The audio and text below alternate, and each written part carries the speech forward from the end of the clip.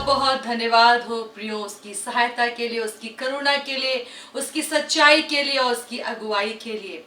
आजकल हम कुछ विशेष बातों को प्रियो अपने चारों ओर देख रहे हैं, और हम देख रहे हैं एक प्रकार के युद्ध के दौर को अपने चारों ओर।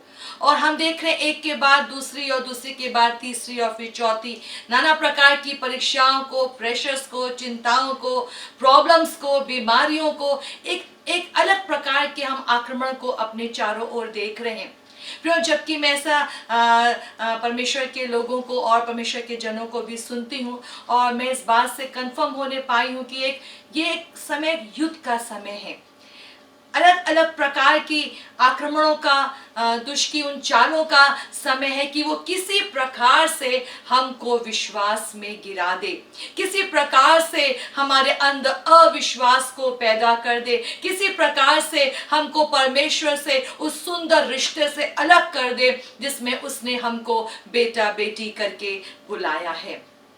पिता का बहुत धन्यवाद हो प्रियो कि उसके पास में हमारे लिए विशेष योजनाएं हैं, और उसने पहले से ही हमको अपने वचन के माध्यम से विशेष बातों को इन दिनों में कैसे खड़े रहना है उसने हमें सिखाया है। आप अगर मेरी बात से सहमत हैं तो आप अपने जीवन को अगर आप देख रहे हैं, आप समझ रहे हैं, जो परमेश्वर के लोग हैं जो इस समय विशेष प्रकार के आक्रमणों को फेस कर रहे हैं, मैं आपसे आप विशेष रूप से बात करना चाहूंगी। दुष्ट एक विशेष चाल के साथ में है प्रियो, किसी प्रकार से आपको विश्वास में गिरा दे, परमेश्वर की प्रतिज्ञाओं पर, उसके वचन पर, जिस बात में उसने आपको बुलाया है उसके प्रति अविश्वास को पैदा कर दे। और ये एक बहुत बड़े दुष्ट की एक सोची समझी गई एक चाल है। वो यूं ही प्रियो आपके खिलाफ में नहीं आता कि बस ऐसे ही एक अटैक हो जाए और आप लड़खड़ा जाएं और आप गिर जाएं। पर प्रियो हम वचन में पाते हैं फिरौन ने भी इस्राएलियों के खिलाफ में सोच समझ के गुलाम कैसे उनको बनाए इसका षड्यंत्र रचा था। शैतान ने भी ऐसे प्रियो हम देख रहे हैं इन दिनों में, क्योंकि मैं कुछ लोगों से मिलती हूँ, बात करती हूँ, और मैं अपने भी व्यक्तिगत जीवन में बहुत सारे एक अटैक के मौसम को हम देख रहे हैं। पर मैं आपसे परमेश्वर के वचन से बात करना चाहूंगी प्रियो।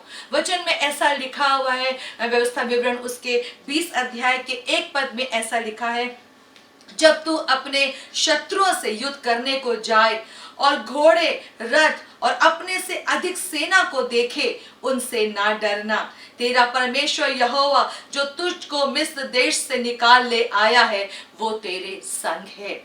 दुष्ट इसी जगह पर प्रियो अविश्वास को पैदा करना चाहता है, जबकि हम बहुत सारी चिंताओं को, क्योंकि बहुत सारे लोगों की नौकरियां चली गई हैं, बहुत सारे लोग घरों में उस पैसे के कारण एक फ्रस्ट्रेशन है, टेंशन है, फ्यूचर का भय है कि कैसे चीजें ठीक होंगी, क्या होगा, बच्चों की पढ़ाई, नौकरी, तमाम जिम्मेदारियां, एक अलग प्रकार का एक माहौल इस समय है।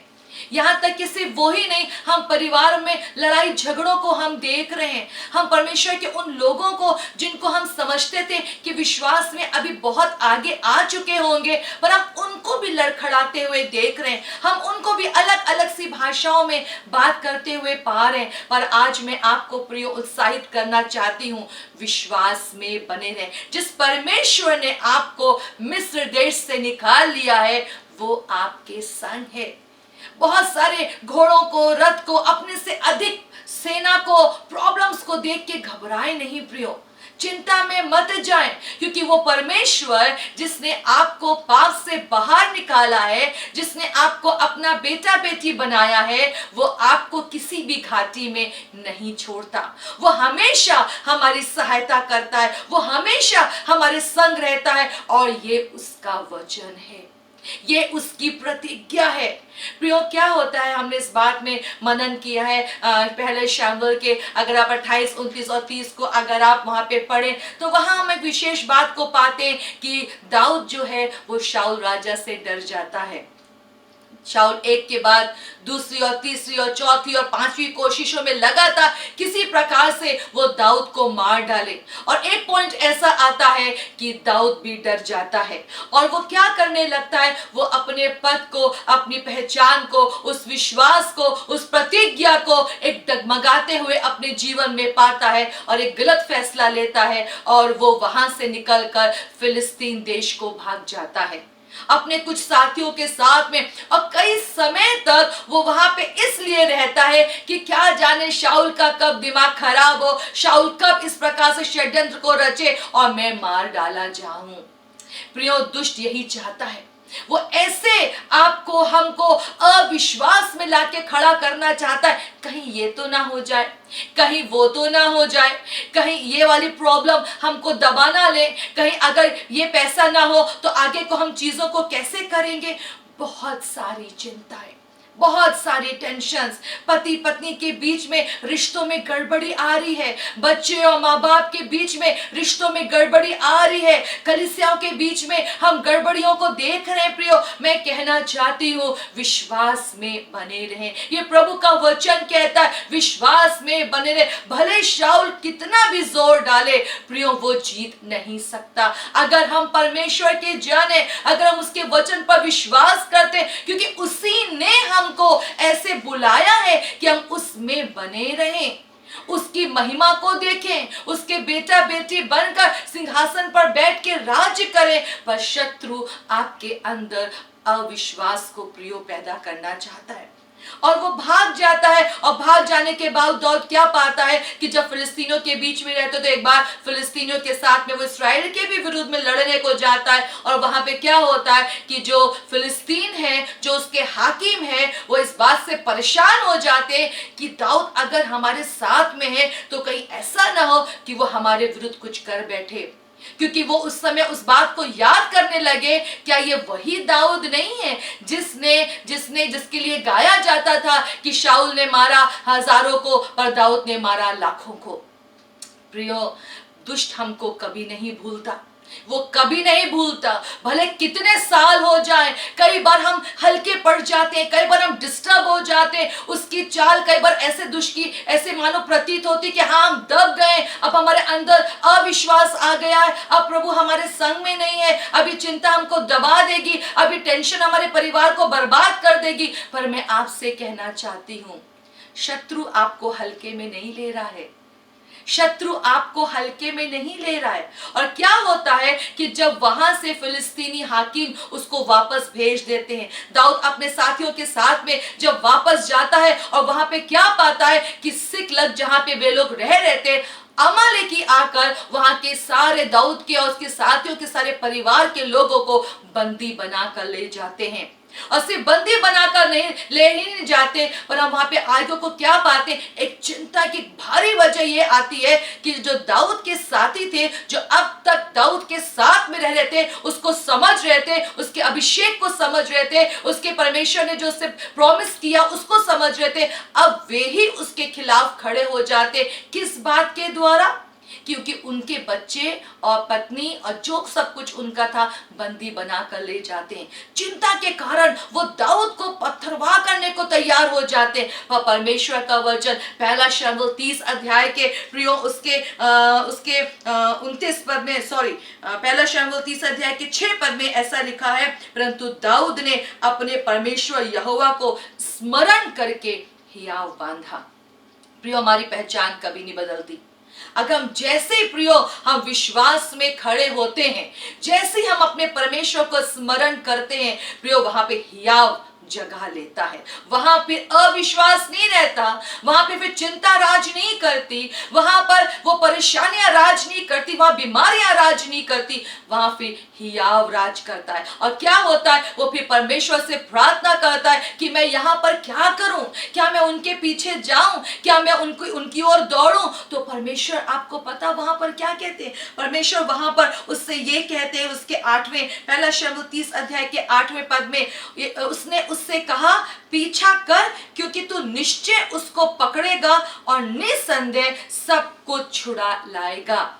प्रियो, परमेश्वर आपसे जो उम्मीद करते हैं कि आप विश्वास पर बने रहें, क्योंकि उसको पता है जैसे आप खड़े होंगे आप वो सब कुछ करने पाएंगे जिसके लिए उसने आपको अलग करके बुलाया है। प्रियो, अपने रिश्ते को हमको परमेश्वर के साथ में ठीक करने की बहुत जरूरत है, क्योंकि इन अविश्वास की घाटियों में, इन बीमारियों की घाटियों में, इन चिंताओं में, इन पैसे की दिक्कतों में, इन पारिवारिक झगड़ों में, इन तमाम टेंशन्स के बीच में हम क्या पाते हैं? हम परमेश्वर के प्रति कुछ अविश्वास में चले जाते हैं। प्रियो, यही समय है, मैं आपको उत्साहित करना चाहूंगी, परमेश्वर से अपने रिश्ते को ठीक करें। जब एक के बाद दूसरी और तीसरी और चौथी और पांचवी दिक्कतें हमारे ऊपर चढ़ी आ रही होती हैं, प्रियो, आप अकेले नहीं हैं।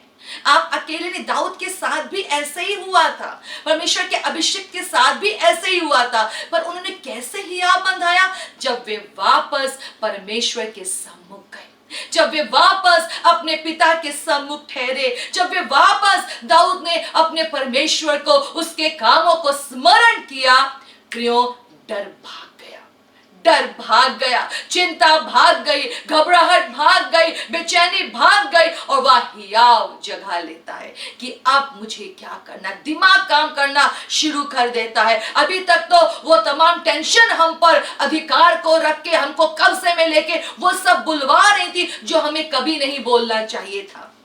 पर प्रियो, जैसे ही हम परमेश्वर को स्मरण करते, हम पाते यहाँ पे दाऊद ने जब ऐसा किया, हियाव ने जगह लिया, हियाव ने जगह लिया। प्रियो, व्यवस्था विवरण उसके पहले अध्याय 29 पद में परमेश्वर ने ऐसे कहा, मैंने तुमसे कहा उनके कारण भय मत खाओ और न डरो।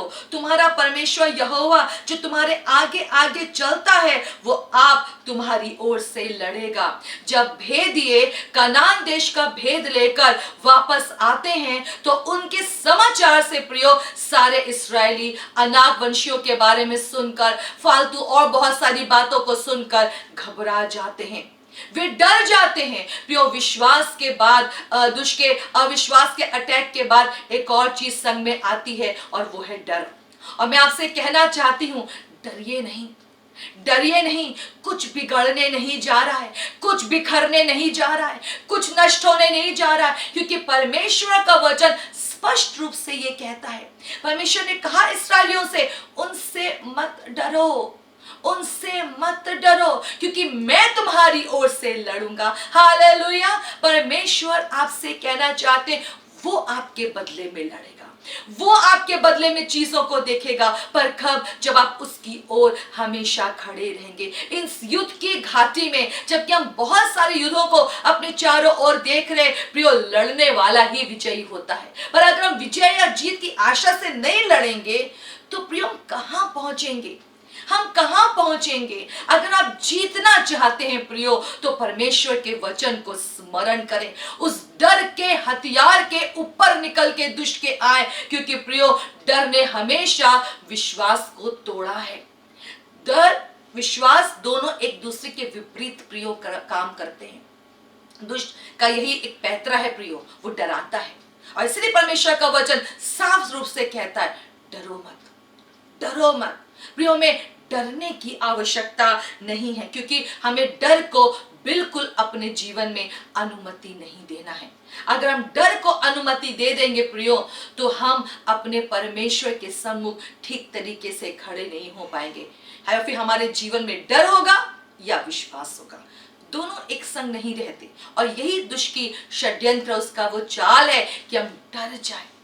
प्रियो, अपने विश्वास में बने रहें और डरिए मत, डरिए मत। इसलिए परमेश्वर ने, प्रियो, मैंने परमेश्वर के जब मैं वचन को पढ़ रही थी, तो एक विशेष बात को मैंने वहां पर पाया कि परमेश्वर ने कालेब के लिए इस बात के प्रॉमिस को किया कि कालेब जाएगा, क्योंकि वो डरा नहीं। उसने परमेश्वर के पीछे वो पूरी रीति से हो लिया। इसके कारण परमेश्वर ने उससे प्रतिज्ञा की कि वो उस कनान देश का अधिकारी होगा। परमेश्वर उसके हाथ में उसके सारे शत्रुओं को खर देगा, क्योंकि वो पूरी रीति से, कालेब पूरी रीति से परमेश्वर के पीछे हो लिया। इसलिए परमेश्वर ने कालेब के विषय में प्रॉमिस किया। प्रियो, परमेश्वर की प्रतिज्ञा प्रियो हम सब के लिए पूरी होने के लिए है। इस युद्ध की घाटी में यदि आप डर जाएंगे प्रियो, तो आप अपने पद पे खड़े नहीं होने पाएंगे। जो तीसरी विशेष बात इस युद्ध के दिनों में समझने की है, अपने पद पर बने रहें। यदि आप अपने पद पर बने रहेंगे प्रियो, तो परमेश्वर का वचन 2 शमूएल उसके 7 अध्याय और उसके 11 पद में ऐसा लिखा है, परमेश्वर ने दाऊद से प्रॉमिस किया, मैं तुझे तेरे समस्त शत्रुओं से विश्राम दूंगा।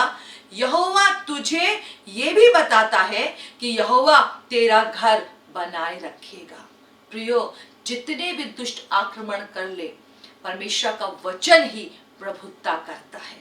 हाँ प्रियो, परमेश्वर का वचन ही प्रभुता करता है, परमेश्वर की सच्चाई ही प्रभुता करती है, परमेश्वर का सिंहासन ही प्रभुता करता है। प्रियो, वो ऐसों को ढूंढता है जो आत्मा और सच्चाई से उसकी आराधना करते हैं, वो ऐसों को ही ढूंढता है। और उसकी प्रतिज्ञा है कि वो आपको आपके सारे शत्रुओं से विश्राम देंगे। आप लिस्ट बना लीजिए, किस बात से आप घबरा रहे, किस बात से हम डरे, किस बात से हम भयकाए, जबकि हमारा परमेश्वर हमसे कह रहा है, जो तुमको मिस्र देश से निकाल के लेकर आया है वो तुम्हारे संग में, तुम शत्रुओं से अपने मत डरो, मत डरो। प्रियो, परमेश्वर के साथ में समय बिताए। दाऊद ने जब परमेश्वर को स्मरण किया, वो प्रार्थना में गया, वो परमेश्वर के सम्मुख ठहरा, तो हियाव आया। ऐसे ही हियाव नहीं आया। प्रियो, जब प्रार्थना में अधिक से अधिक समय बिताएंगे, परमेश्वर के सम्मुख ठहरेंगे, हियाव आने पाएगा और तब हम अपने पद पर ठीक तरीके से खड़े होने पाएंगे। परमेश्वर ने आपको यूं ही प्रजा बनने के लिए नहीं बुलाया प्रियो, बेटा और बेटी होने के लिए बुलाया, उसके अनुसार जीवन व्यतीत करें, यही बहुत जरूरी है प्रियो। यदि आप इस रिश्ते को अच्छे से निभाएंगे तो आप बाकी सब कुछ को भी पूरा करने पाएंगे। दुष्ट की मुहिम को समझे। इन अंत के दिनों में जबकि हम पा रहे बहुत सारे अटैक है, इन सीजन में तो हम बहुत सारे अटैक को पा ही रहे प्रियो। अंत की बात भी अगर हम किनारे कर दें, क्योंकि ये मसीह जीवन की एक मांग है कि हमको, जिसको परमेश्वर ने बुलाया है, हम एक पवित्र चाल को चले, अपने परमेश्वर पर विश्वास रखें, हम डरे नहीं और अपने पद पर बने रहें। अगर हम इन तीनों कामों को प्रियो हम करने पाएंगे, मैं आपको कहना चाहती हूं, जो परमेश्वर आपके बदले में लड़ता है वो आपको आपके सारे शत्रुओं से विश्राम देगा, विश्राम देगा। और सिर्फ विश्राम ही नहीं देगा, वचन में दाऊद से प्रभु ने प्रतिज्ञा करी, मैं तुम्हारे घर को बनाए रखूंगा। प्रियो, आप किस बात को बिखरता हुआ देख रहे हैं, किस बात को आप बिगड़ता हुआ देख रहे हैं, किस बात को अलग होते हुए देख रहे हैं, किस बात से आप टेंशन में हैं, किस बात से आप परेशान हैं? प्रियो, कुछ भी बिगड़ने नहीं पाएगा, क्योंकि हमारे परमेश्वर के नियंत्रण में सब कुछ है और उसकी प्रतिज्ञा है, मैं तुम्हारे घर को बनाए रखूंगा। प्रियो, प्रार्थना में जाएं, विश्वास में खड़े हो, विश्वास में खड़े उस हियाव को आने दे जो परमेश्वर के निकट आने वालों के पास में आता है। वो आपको डरने के लिए कभी नहीं छोड़ेगा प्रियो, क्योंकि वही है जो आपके बदले में लड़ता है, लड़ता है। वो चाहता है हमारे जी में जी आने पाए, वो चाहता है शत्रु के सामने वो आपके लिए मेज को बिछाने पाए। उसको कोऑपरेट करें, उसको कोऑपरेट करें। इस युद्ध में जीत आपकी ही है। हाँ प्रियो, इस युद्ध में जीत आपकी ही है। विश्वास में बने रहे प्रियो, डरिए मत और अपने पद पर आप मजबूती से खड़े रहिए। आइए हम प्रार्थना करें। पिता परमेश्वर, आपका बहुत बहुत धन्यवाद। जीता कैसे जाता है प्रभु, आपने इन बातों को हमेशा से पहले से बता के रखा। धन्यवाद करते हैं प्रभु जी आपके सामर्थी वचन के लिए, जिसके द्वारा प्रतिदिन हमको कैसे एक जीवंत जीवन जीना है आपने पहले से एक ब्लूप्रिंट दे के रखा है। बहुत बहुत धन्यवाद प्रभु, आपने हमें अज्ञानता में नहीं छोड़ दिया, आपने हमको ध्यान में नहीं छोड़ दिया, उन टेंशन्स में नहीं छोड़ दिया, पर आपने बताया जीता कैसे जाता है। पिता, मेरे लोगों की मदद करे, जबकि इन घाटियों में विश्वास को अपने डगमगाते देख रहे हैं, पैसे की चिंता से ग्रसित है, पारिवारिक झगड़े से परेशान है प्रभु जी, नौकरियों की दिक्कतों से परेशान है और रोगों से परेशान है। मेरे प्रभु, मैं प्रार्थना करना चाहती हूँ, मेरे लोगों की मदद करे, जबकि इन समय में आपके वचन पे विश्वास में बने रहना है, आप पर विश्वास में बने रहना। पवित्र आत्मा में आपकी सहायता को मांगती, मेरे लोगों का विश्वास टूटने ना पाए, ओ ये लड़खड़ाने ना पाए, अविश्वास जड़ पकड़ने ना पाए, कोई भी गलत विचार को मेरे लोग एंटरटेन ना करें। प्रभु, आप दया करें, आपने हमेशा से सहायता करी। आपने कहा मैं तुम्हारे बदले में लड़ूंगा। पिता मैं चाहती हूँ मेरे लोगों की मदद करें कि वे डरे नहीं, क्योंकि आप बदले में लड़ते हैं, आप हमारे लिए हमेशा खड़े रहते हैं प्रभु जी। इसलिए प्रभु मैं चाहती जिस बुलाहट में आपने मेरे लोगों को बुलाया अपने बेटा बेटी होने के लिए, ओ मेरे प्रभु जी उस पद पर खड़े रहें, उस पद पे खड़े रहें, क्योंकि आप ही हैं जो हमको हमारे सारे शत्रुओं से विश्राम देते हैं। और प्रभु यदि युद्ध को आपने अनुमति दी है तो जीत तो तय है, जीत तो तय है। प्रभु जी मेरे लोगों की सहायता करें इन दिनों में आपके साथ अधिक से अधिक समय बिताने के लिए। पवित्र आत्मा मेरे लोगों को ऐसे घायल करें कि समय की बर्बादी से बचें, टेंशन की बातों से बचें, आपके पिता परमेश्वर के साथ में समय बिताने पाए, ताकि वे हियाव को पाने पाए। प्लीज पवित्र आत्मा, आप जानते मेरे लोग कहां कहां पे चूक रहे हैं, प्रभु आप इनकी मदद करें, क्योंकि अगर युद्ध आया है तो जीत भी तय है। सहायता करने वाले प्रभु, इस प्रार्थना को मैं प्रभु यीशु के नाम में मांगती हूँ, आमीन। प्रभु आपको बहुत आशीष दे प्रियो। जय मसीह की।